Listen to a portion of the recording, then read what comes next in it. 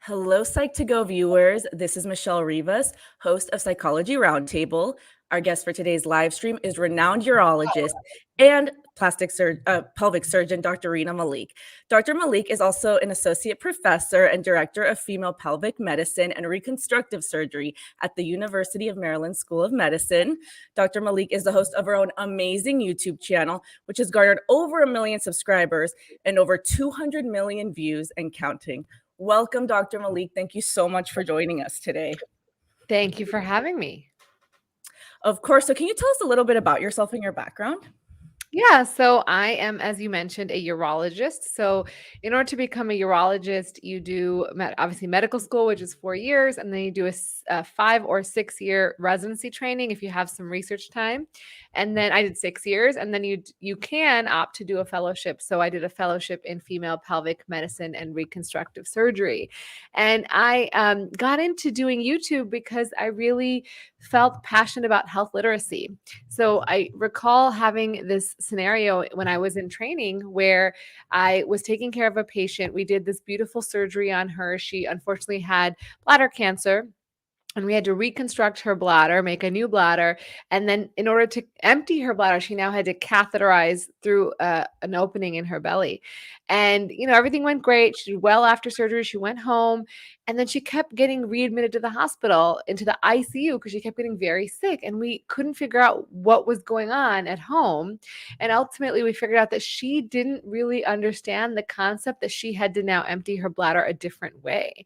And Oh, that's when I wow. realized, like, you can do the perfect surgery on someone. You can be the most renowned surgeon, but if you can't teach people what they have to do after surgery or how their life may change, because of course every surgery has risks and complications potentially, then you're not doing a good enough job. And realistically, we don't have the time to do that because you only have so much time with your patients. And so that's where I said, you know what, I'm going to make videos on YouTube so that I can educate people where at the comfort of their own home, where they can, get answers to questions that they may feel too embarrassed to ask their partners or their doctors about. That's amazing. And thank you for doing that because I think that you're changing a lot of people's perspective and empowering people. So thank you for that. And so for starters, I wanted to start off with, the topic of sex and physiology. Can you explain to our viewers how sex affects us physiologically and psychologically? How do hormones play a part in sex and sex drive? Yes. So it's a very loaded question, but Very. basically to make it very simple, our sex drive is very much made up of many different factors, one of which is hormones, right? You need to have good functioning hormones, specifically testosterone in both men and women to have good levels of libido. It is very much correlated. So when your testosterone levels go down, you may have lower sex drive or interest in sex. In terms of sex itself, I mean, really, it's about there's sort of like a sexual response cycle, right? So you see something, you feel something, you hear something that makes you aroused, that gives you the idea, the thought in your brain that there's something interesting and exciting, and then your body physiologically changes, right? Like your breathing gets a little heavier, your heart rate gets a little faster. So things actually change, and even the appearance of your genitals can change when you're aroused. And for women, they'll make more lubrication, and for men, they'll get an erection. And then you will, go and have intercourse or masturbate or whatever the case may be. And then you reach climax, which is orgasm. And that's essentially a time when your body is, at the culmination of arousal, and often also associated with physiologic changes like pelvic floor contractions in women. So they'll feel a sense of like rhythmic pelvic floor contractions, a sense of like immense release. It lights up multiple areas in the brain. And for men, it often results in ejaculation. It doesn't always, because you can actually orgasm without ejaculation, but that's usually together for most people. And then there's a refractory period afterwards. Usually there's a short period of time when you're no longer able to continue to have intercourse, and usually that's much shorter for younger people, and then that increases as age goes on. And it does happen for both men and women, although it's more commonly discussed with men. And what are like the main hormones associated like before and during sex? Like which hormones do we release during sex? So during orgasm, you're releasing a lot of dopamine, and then afterwards, you're having oxytocin and prolactin release. And these actually cause they're same. The oxytocin is the same sort of releasing hormone that you get when mothers and babies breastfeed. It's like a very nurturing, comforting hormone. And then when your dopamine is a very commonly known about hormone, it's something that we get all the time when we're doing things that are pleasurable. So you get dopamine from scrolling the internet, you get dopamine from watching a TV show you like, you get dopamine from working out, from walking in nature. So there's lots of different ways to get dopamine, but that's kind of part of the release. And so those are the hormones that are released, and our bodies, because they're aroused and naturally learn a learned response also is that we're going to get these great good feeling hormones afterwards. That's part of kind of the desire that goes into it. But generally speaking, our bodies are made to procreate. I mean, that's evolutionarily the reason that we're the way to propagate your species is to have children. And so sex is mandatory for that. So part of the reason our bodies react the way they do is because evolutionarily it's important to propagate the species. And not to digress, but are these the same hormones that are released like while someone's watching porn, dopamine, oxytocin, or is it different? Because I think that sometimes people think it's like the same thing. It's similar. It's just that our bodies, the stimulus is different, right? And Mhm. so the stimulus that's causing the excitement and arousal is something that you could get habituated to, right? So to start with, you may watch pornography, which is often more aggressive or not realistic, right? Like you're not in Mhm. real life, you're not having sex with someone where you immediately are like turned on and climax Mhm. within minutes. That's not really accurate. And so if your expectation is that's how it's going to be, then that's a problem. And then also, Mhm. like I said, the content you're watching is also usually dramatized, right? And so that's one thing. And then two, the release of hormones can be more stronger, essentially. So you can get a bigger dopamine hit from watching something that's so novel and erotic, that's sort of shocking to you, than you would with a normal relationship with someone that you're having and you're having intercourse with them. And you're still releasing oxytocin since I know that's the hormone that's associated with like bonding and all that, even when you're just watching porn? I don't know about that one, but Yeah. I think that it's more of a So, dopamine yeah. related process, particularly when you're. But orgasm itself is going to release the same hormones, right? It's more of like Mhm. you're getting a different sort of stimulus that's going to change the way your body responds because the stimulus is so much stronger. Yeah, that's what I was thinking. I'm like, I think it's probably a little different, but I see what you're saying. And then how does like stress impact our sex drive and libido? This is a question that's come up a lot just from viewers wanting to know what's the connection between the 2. Mhm. Mhm. Mhm. I mean, stress, any sort of stress, trauma, relationship issues, Mhm. performance anxiety, all those things can really affect the ability to either feel desire, arousal, for men to get an erection.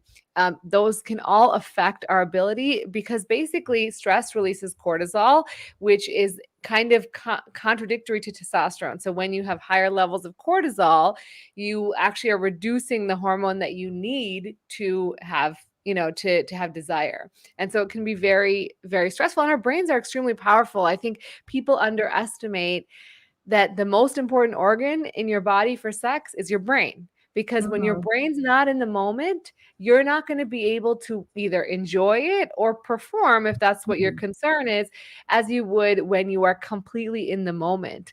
And in fact, when you orgasm, it is a truly mindful moment. You cannot think of anything else during that moment. Your brain basically empties, evacuates. There's nothing else that your brain can think about while you're climaxing. And so it's really, it needs to be a very present and um, experience where you're really in the moment. Oh, wow, that's, like, extremely interesting, and segueing into that because you mentioned the the brain. There's this interesting article from Pepperdine University that explains that sex affects brain synapses. And so I just wanted to know how that works. Like, how does the brain work when it comes to sex, like sexual desire and all of that? How does it work? Well, I guess I don't know what exactly they're trying to say. I think that ultimately, there's Mhm. lots of different areas of the brain that are turned on specifically when you're aroused and having sex. And Mhm. those change sort of with time. And interestingly, the way we've actually looked at this in research is that there are people who have symptoms after sex, right? You hear people joking about like post nut clarity, but there is Yeah. actually a Mhm. change in your symptoms, I mean, in your hormones that will change your emotional, can actually affect your Mhm. emotions. So some people will feel this clarity, which is not really well documented in the literature, but people do feel postcoital dysphoria, like they feel sad or they cry or they feel unhappy after having sex, and it's because of this change in their brain. And so it's very Mhm. interesting. There's not a ton of data on it, but like it's very complex. It's not sort of a simple Mhm. like this is on and off. It's like multiple areas in the brain light up, and Mhm. that can affect your. And then they turn off immediately, right after you climax. Mhm. They turn off, and that can really affect your brain. Yeah, so apparently what the article is trying to say is that sexual activity has like an effect on synaptic connections. Is that so? I just want to know how that works. Is that what you're like referring to, like the emotions? Yeah, I mean, synaptic connections are really like it's kind of a term that means like the connection between nerves. And so I Okay. think what they're trying to say, and again, I don't know what they meant, but like I think what they mean is that they're turning on, right? So what happens is your brain, certain areas get activated, and then they send signals through nerves, through synapses. So that's kind of all sort of the same thing is essentially what I'm referring to is when your brain lights up, it's going to activate and fire nerves that are then going to change the way you perceive or feel certain things. Okay, that makes yeah, that's what I was thinking. I thought that was really interesting because I think a lot of people don't realize the effect that sex has on their brain and how it affects our behaviors. And you mentioned this in one of your videos. So how does like sex and how does sex affect our brain and our behaviors?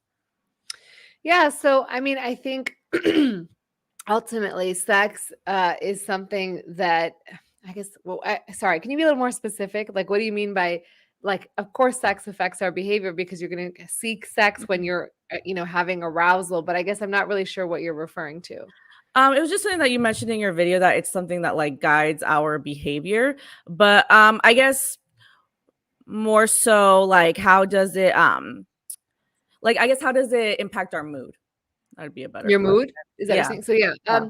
so I would say that, I think ultimately sex is very powerful, and it's really the orgasm that is powerful in a lot of different ways. So it's actually been studied to reduce anxiety, reduce depression, improve mood, improve sleep. So there's a lot of different positives from reaching climax, and sex has the additional benefit of bonding with another individual and the benefits of that, which are also very powerful and can affect you in positive ways, particularly in your relationship.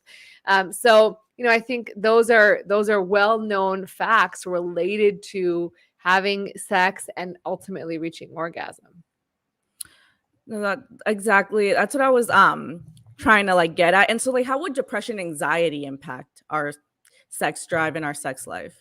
Yeah, it's extremely negative. So people who are depressed and anxious will often have a lower sex drive, because, like I said, when I said earlier, when you're not, when you're Mhm. depressed or anxious, you're preoccupied with those thoughts. You're not going to be easily aroused or interested in sex. You're going Mhm. to be, very overwhelmed with the neurotransmitters and things that are actually Mhm. related to depression. And so the unfortunate side of some of the things associated with depression are that like SSRIs have some pretty significant sexual side effects as well. So taking certain medications can also affect your ability to either to achieve climax, to lubricate, to ejaculate, or for desire. And so if you are on any of those medications and you start noticing that symptoms are changing in a negative way, it's important to talk to your psychiatrist or primary care doctor, whoever's prescribing those medications,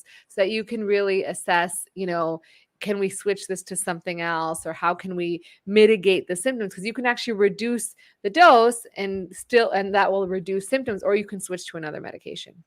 Could certain medications like damage like sex drive permanently, or maybe it's just something that like happens, at the beginning when you're first taking a medication, maybe just temporarily?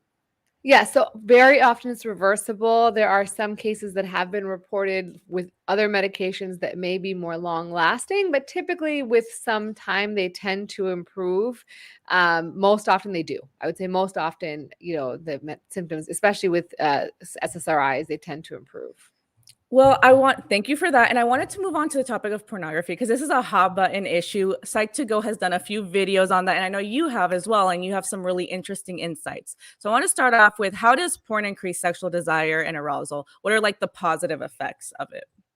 Yes. So porn or masturbation, I guess, specifically. Just like watching porn, since I mean it's a billion-dollar industry. It's reported that like has had like 11 billion visits this year alone. So just watching porn, yeah. Yeah. So watching porn itself is, it allows people to sort of do things that they normally, or like visualizing they wouldn't normally do in a sexual encounter. So that allows them to kind of experience that. You can also do it with a partner, which can be a bonding experience, can also allow for arousal, or improve arousal and interest in sex. It can also, I think for some people when using like ethical porn, where it's not like, people are kind of more realistic in the terms of like what happens in a real sexual encounter, it can be educational, I think. But a lot of the times I think that, the caveat is there is a small subset of people who can become addicted to pornography, and we call it problematic porn use in the clinical literature, but it can become a negative in that way. But I think ultimately it's safe if you're doing it in the safety of your own home. You're finding pleasure from it, and you're doing it with the intent to feel pleasure. Then I think it's okay. Once in a while, it's certainly not gonna, if you're doing it on a basis where you're not having effects that are, you're becoming addicted in the sense of like you are not doing activities that you normally would do. So like you're like, I'd rather watch porn than hang out with my partner, or I'd rather watch porn than go out with my friends, I'd rather watch porn than go to work. That's a problem. But if you're using it recreationally and it's improving the quality of your life, like you're having pleasure, you're having orgasm, you're masturbating, or you're having more sex with your partner, then I think it's totally safe and effective way to, improve pleasure. So specifically, when does pornography cross the line from healthy to dangerous, such as developing an addiction? Yeah, so like I said, if you start noticing that you are preferring pornography to your partner, you are preferring pornography to doing normal daily activities, like say you're like, "Oh, I just want to stay in bed and watch another one before I go to work," and now you're getting late to work. Or Mhm. you're staying up late to watch pornography, or you find yourself looking for more and more sort of novel, aggressive stimuli. So you're like, man, this porn just didn't do it for me. Now I need to find something that's more aggressive or more stimulating in a different way. You may be going down that line where it's becoming a problem. And I think the issue now is that it's so accessible. Like when we were growing up, or when I was growing up, you had to like find a VCR, and you had to find a tape, and you had to find a place to watch it where nobody was, which was like, which Yeah. has never happened. Like, so it was very different. I mean, I think more people watched, like looked at Playboy magazines, or, things like that, but it was just like very difficult to have access to it. And now all you have to do is turn on your phone, right? So it's become very accessible, like Mhm. too easy to access. Do you think that overconsumption or that like easy accessibility of like porn on the internet is actually creating more, uh, I guess, porn addicts, so to speak? Like, do you think it's actually perpetuating it? It's hard to say. I would say that lots of people, I think that the issue with porn is there's a lot of shame around using it. And some people may use it just Mhm. fine, but they have a lot of shame around using it. And then there's other people who use it and then become, habituated to using it or needing it to actually reach climax or to get aroused. And then when they're confronted with the real scenario with their partner or with a person they want to have sex with, they're now having trouble because they're like, why am I not into this person? And it's really not that. It's just that they've been so habituated to seeing that sort of stimuli. And so I think the key is to keep a variety of stimuli. Like, don't always watch porn. Use your imagination, or Yeah, read a book, or absolutely. do something else, right? But like, don't always rely on porn in order to feel arousal, because then your body and brain will get used to that. Thank you for that. And I wanted to ask, and you've talked about this in a video, and I think that it's important for people to know. So, how is like pornography, the stuff we see on the internet, the videos, how is it unrealistic to real life? Because sometimes people watch porn and they think, well, this is how sex is in real life. So, I mean, it's a movie. It's a movie, right? It is yeah. produced. So Mhm. one is like, these people are using, so the men are using ways to help them stay erect longer. They're using all sorts of different techniques. They may be using injections, they may be using medications, they may even have penile implants, so and this is their job, right? So they work really hard at getting like that this is, they've chosen this job for a reason, because they can perform, or they're willing to do the things that require them to perform. Two is the lubrication and the arousal, like that you're seeing, the squirting or the ejaculate volume, that's all visually enhanced, right? So they'll use sort of different techniques to make it look more voluminous, and so I think that like that is not accurate. And some people are like, what's wrong with me? Like, why am I not doing that? And the other big issue is like, you see people, they see each other, they're jumping on each other, they're immediately like having sex and orgasms like within like seconds or minutes, right? And Yeah. that's totally not realistic, right? Like, it takes time. It takes the average woman about 30 minutes to get fully aroused, 25 to 30 minutes to get aroused, and to really achieve climax. That includes the whole kind of thing. And for men, sometimes it takes time too. Like, it's not this like, and the normal average duration of sex is like 5 minutes, 5.3, 5.7 minutes, if you look at the studies. So like, no, people are not having penetrative intercourse for 20, 30 minutes, or the length of a porno, right? Like, it's not realistic.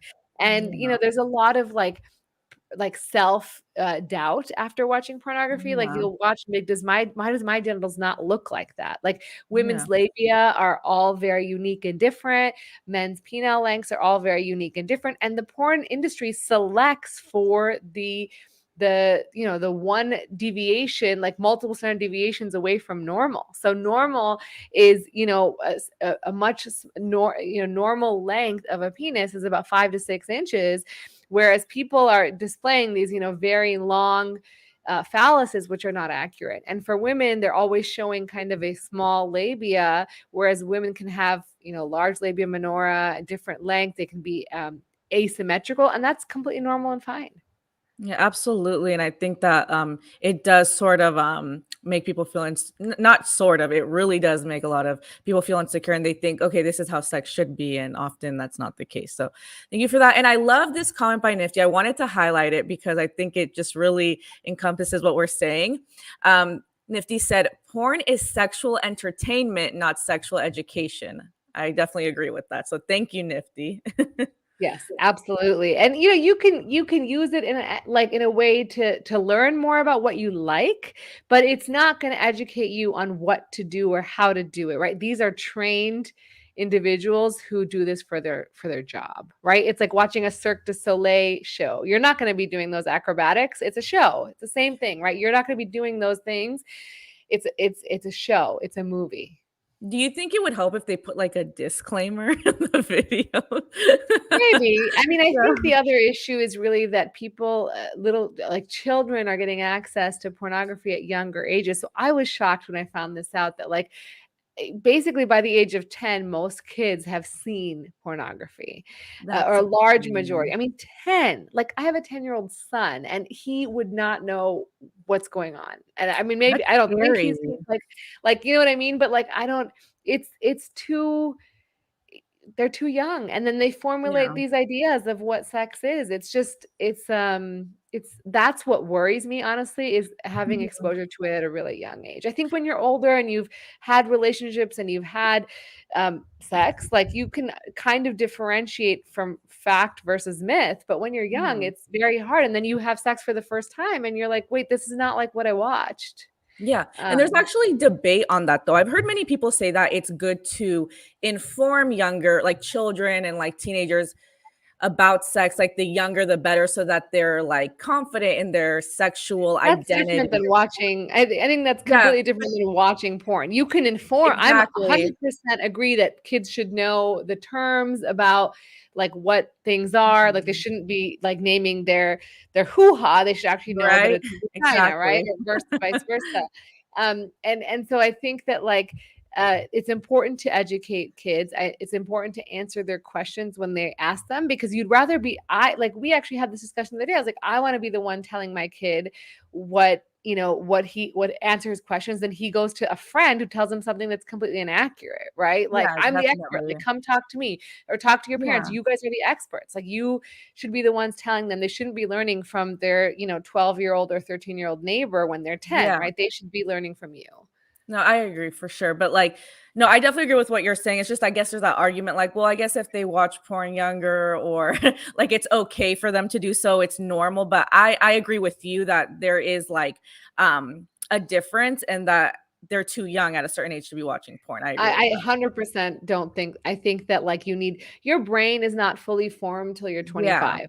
Like all the connections in your brain are not complete. And so like honestly, I think that, I mean, if you're able to like serve in the military like 18 and vote, like okay, fine, 18 years old maybe is reasonable, but it's an arbitrary number that was selected, right? I don't think it's based on any physiologic data. Like 18, you don't change from like 17 and a half to 18. Your brain's not that dramatically different. But I think that ultimately, like, 10 is too young. Like Absolutely. it Yeah. should be I much older. agree. I think that, and of course I'm sure kids do see it. It's okay, but like the amount of exposure is probably too much, because it's just too accessible.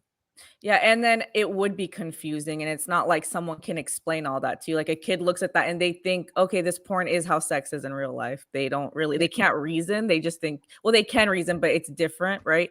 They're not gonna look at that and think, oh, it's just entertainment, like what you said. They're gonna look at it and think this is how it should be, and it's confusing, and it might actually distort their view of sex Yeah. in some Yeah, ways, definitely. So for sure.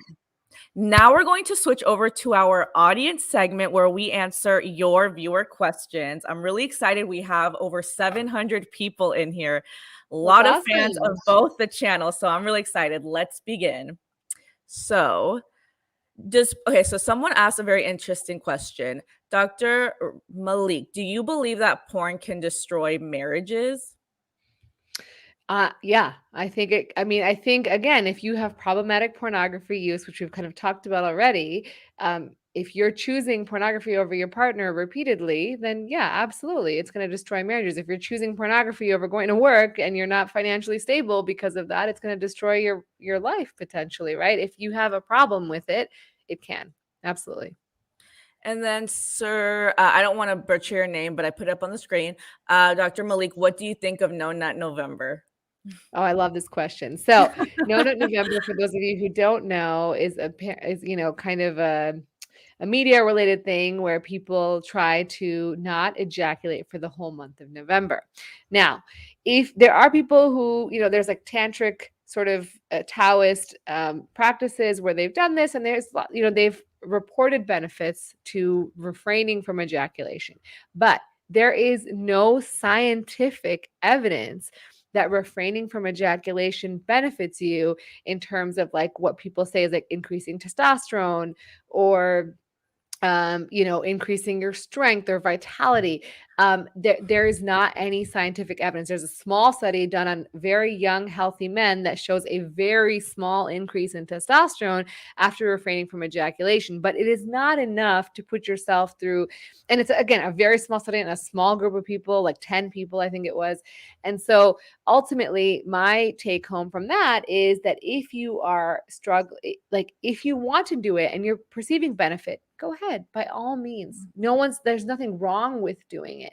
But if you are doing it because you think you should and you're miserable and you're unhappy and you're getting pain, you can also get like pelvic pain from refraining and tightening up your pelvic floor over and over again, and you're getting issues with erections or other problems, that's a sign that like you need to stop. Like this is not healthy for you, and it's actually causing problems. And in fact, when we have people who have a lot of high tone pelvic floor dysfunction, like in the old days, urologists used to tell people like ejaculate 3 times a week. Like that's your prescription. Go home and go do that.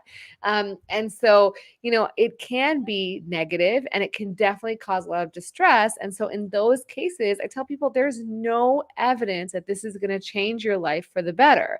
Now, there are people who do, again, like I said, I don't want to shame people. If they are doing it and getting benefit from it, by all means, I have no problem with it.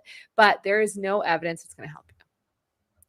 Thank you for that. And then our next viewer question, and I think this is a really good one, is attachment style associated with pornography addiction? Example, avoidant and anxious avoidant type styles. That's a great question. I've actually not looked at the data on that. I'm not sure, but I will look into it and maybe I will leave a comment on the video later. Thank you. And let me see.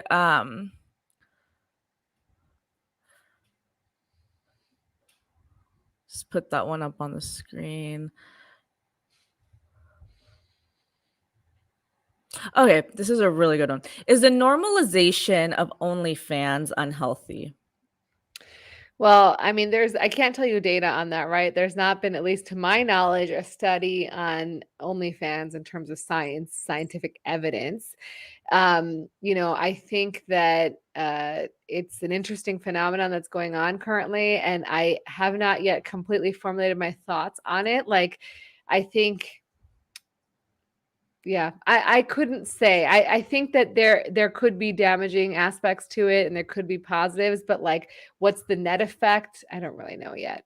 I think ultimately like it empowers people to be who they are, but at the same time, is it shouldn't we be making connections in real life, right? Like I think that's my major concern with it, is like, should we be actually trying to make connections in real life, and are we becoming too focused on making connections over the internet that are not real and not substantial? And are we just getting more lonely as a society because of that?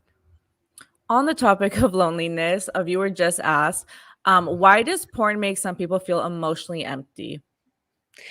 Well, I think that that's part of like, you're getting this dopamine rush all the time, but then you crash, right? Like you get this high release of dopamine, but then when the addiction goes away, just like an addiction to anything, right? Like drugs, sex, when you are away from that, when you've like lost that stimulus and you're like seeking the next one, you're feeling depressed and sad and uninterested in things that you normally used to. And that's basically a sign of any addiction, not just porn addiction. If when you're addicted to something, when you're not doing that thing, typically people feel depressed and uninterested in things that they normally used to.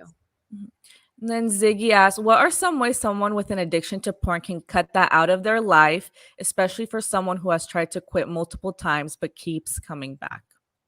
So I'm not an expert in porn addiction, but there's lots of different ways, and I think seeking help from a psychiatrist with an expertise in this area to undergo like cognitive behavioral therapy, or other sort of talk therapy or things of that nature, I think is really important. I think a lot of people are trying to do it at home by themselves, and it's very difficult. It's an addiction, just like any other addiction, and sometimes you need more help. And it's not that you're weak. It's just like any addiction. It's because the synapses in your brain are wired as such, and you have developed this addiction. It's not that there's something wrong with you. It's that you need help in overcoming this addiction, just like someone who's an alcoholic needs help, or someone who's addicted to food needs help, right? Like whatever it is, this is sometimes requires professional help. And then our next viewer asks, is it healthy to use porn to replace the lack of a relationship? Well, I think if you're using it as like, again, like if you're using it to occasionally achieve orgasm and for pleasure, it's probably fine. But replace is sort of a strong word. Like if you're trying to use it as a way to just sort of, find arousal in those times, it's okay. But I think if you're like, oh, I'm just going to use porn and not get another relationship or not look for a person, then that's sort of a problem, right? Because that's not a long lasting relationship that's going to sustain you with intimacy, with, respect, love, all the things that come in a relationship. And So yes, and then again, like I said, if that's the only way you're getting aroused, that's also a problem. You need to use variety, otherwise your brain will get used to it. And then someone asked, let me see.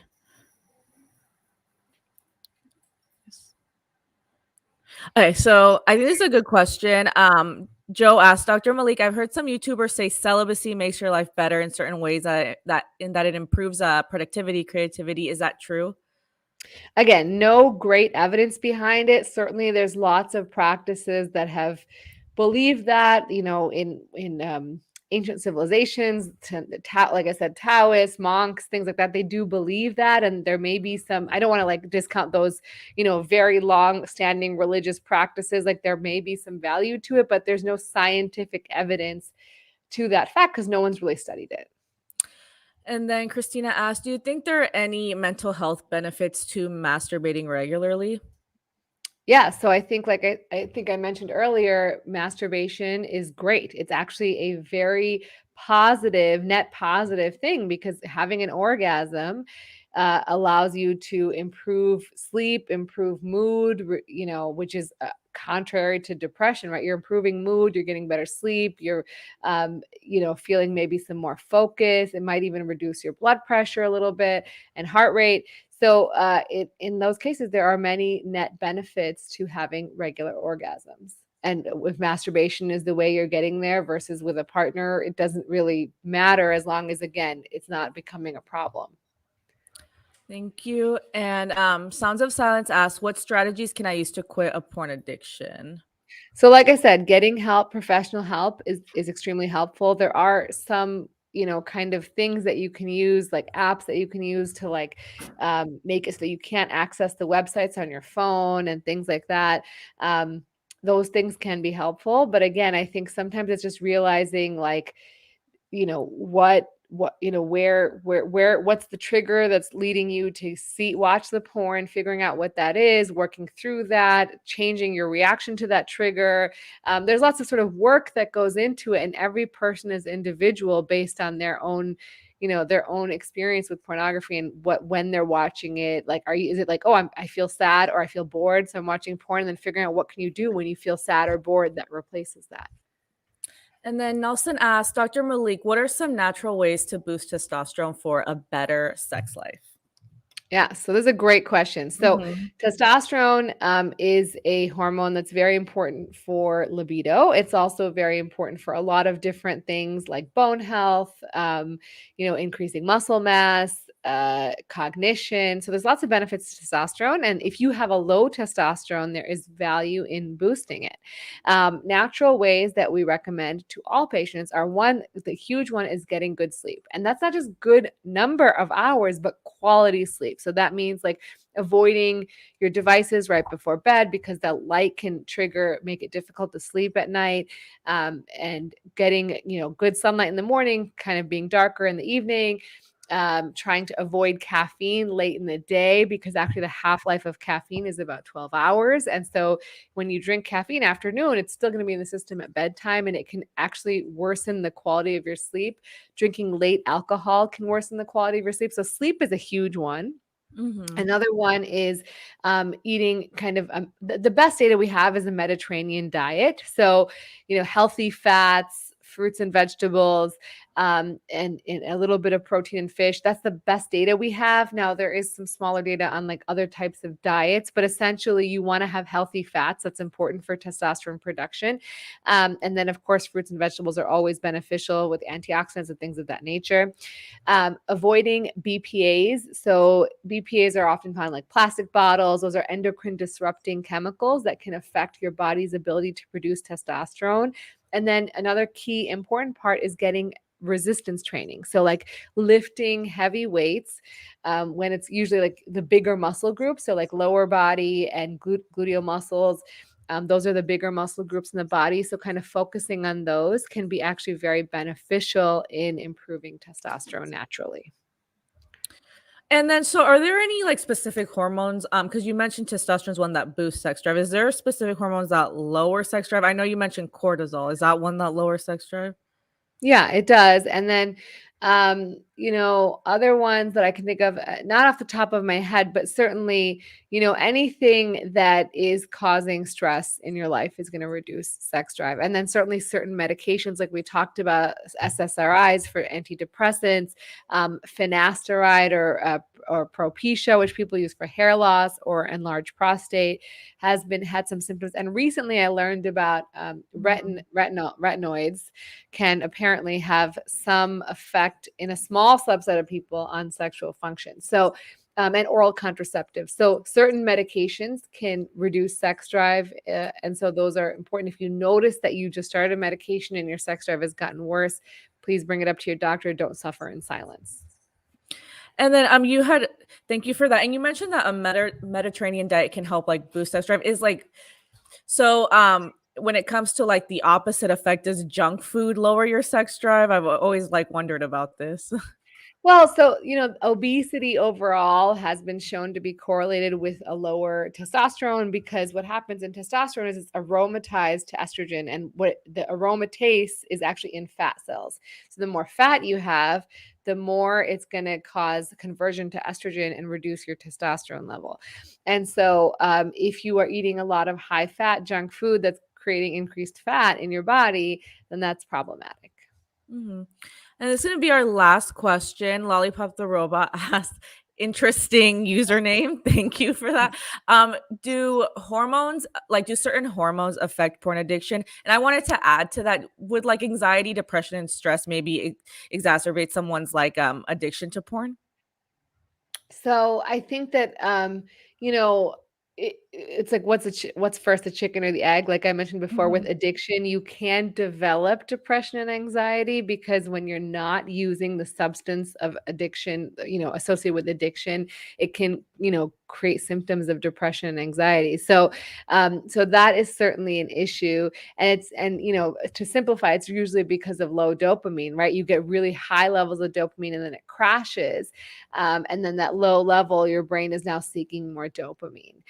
So that's kind of where it is. And why certain people are affected by it is unclear. We don't really know exactly why. We just know that certain people, those connections become more robust, where you become more reliant on that dopamine, or more, you have a higher high or a lower low. We're not sure, but certainly that, there is a phenotype of person that's more likely to get addicted. Okay. Thank you. And that ends our audience segment. Thank you so much to our amazing Psych2Goers for asking some amazing and insightful questions. And then I had one last question for you, Dr. Malik. I wanted to know, and I think a lot of our viewers wanted to know, how do you become empowered sexually so that you can sort of take control over your sex life, so to speak? Because you have a lot of good advice on your YouTube videos, and I just want to know your take on this. Yeah, I think that one is like, it's not going to happen all at once, right? It takes Mhm. practice, it takes time. No one teaches us how to talk about sex. And so you have to talk. And like, that's hard, right? Like, how do you talk to your partner about sex, or like a new partner, right? You're like, how do I bring this up? When's the right time? What if I didn't like what they did? I don't want to hurt their feelings. There's a lot of like mental Yes. anxiety associated with talking about sex. But in order to be empowered, you have to talk. And so the best place to talk is not in the bedroom. So when you are out of the bedroom in a neutral place, like the car is great because no one can leave. Like you have to stay in the car and talk to each other, Mhm. or like the kitchen or whatever, someplace where it's okay. And then I'm always using I statements, be like, I really prefer this. It's not like you did something wrong. It's me who Yeah. wants something different. And then just realize like it's going to take time. It's awkward. It's uncomfortable. Even for you, it's just as uncomfortable for them. So like, don't expect it to be like immediate, and just like stick with it. Like it's worth it. Like you deserve to be sexually empowered. You deserve to have your desires and wants discussed. And so like don't give up. Like just keep trying, and you want someone who's open enough to have those conversations with you. So it's important to talk about it. I agree with you, Dr. Malik, and thank you so much for your brilliant insights and for all of the amazing content you make that empowers others to feel, confident in their sexual identity, but also eliminates the stigma around sex, because often people don't want to talk about this topic, but we need to. So thank you so much for joining us today, Dr. Malik, and thank you You're so everyone welcome. for participating. This was an amazing live. Have a great day, everyone. Thank Thank you. you.